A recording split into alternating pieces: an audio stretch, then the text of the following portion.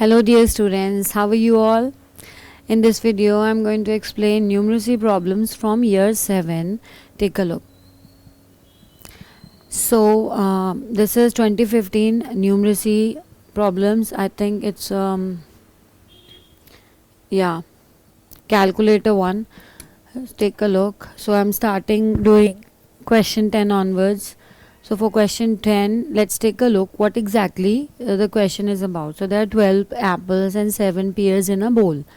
So always notice one thing, whenever you solve these problems, you should underline, the important stuff, that there are 12 apples, okay, there are 7 pears.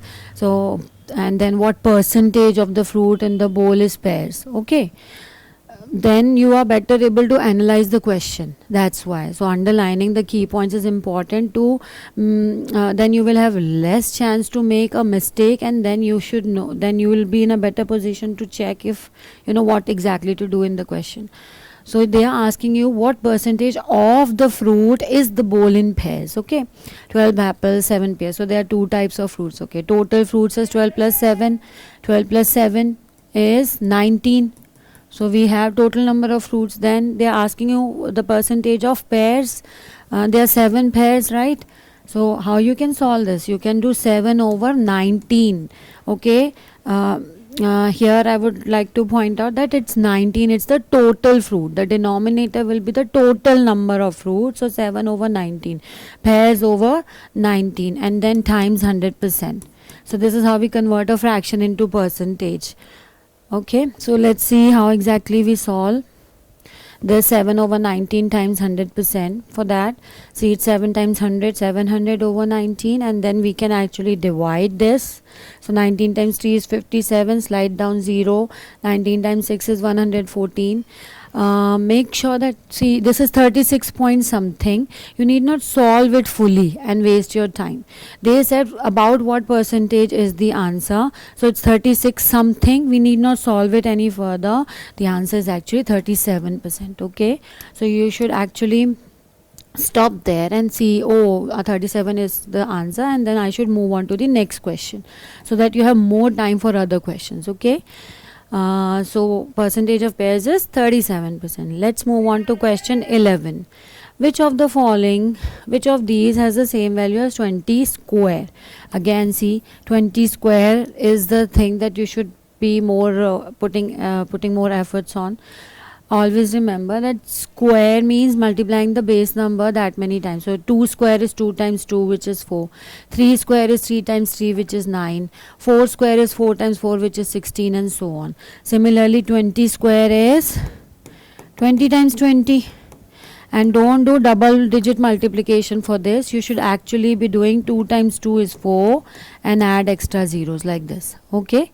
Don't do double digit multiplication. We always do the shortcut for the numbers ending with 0. 2 multiply 2 is 4 and add extra zeros. Simple. So this is 400. Similarly, if I look here, then I have to see, which one of these is making sense. It's giving me 400. So 40 square is 40 times 40. Then 4 times 4 is 16. And then divide that by 4, because they said divide also, not only 40 square, you should divide it by 4. So when you'll divide it, division is basically fraction. Okay, 4 times 1, 4 times 4, if you do short division, you will get it's 400. So the answer is 400. This is the first option only giving me 400. So it should be the correct answer. So don't waste time on calculating others. Okay, and move on to the next question. Let's look at question 12. Okay. Dress sizes in Australia and Europe.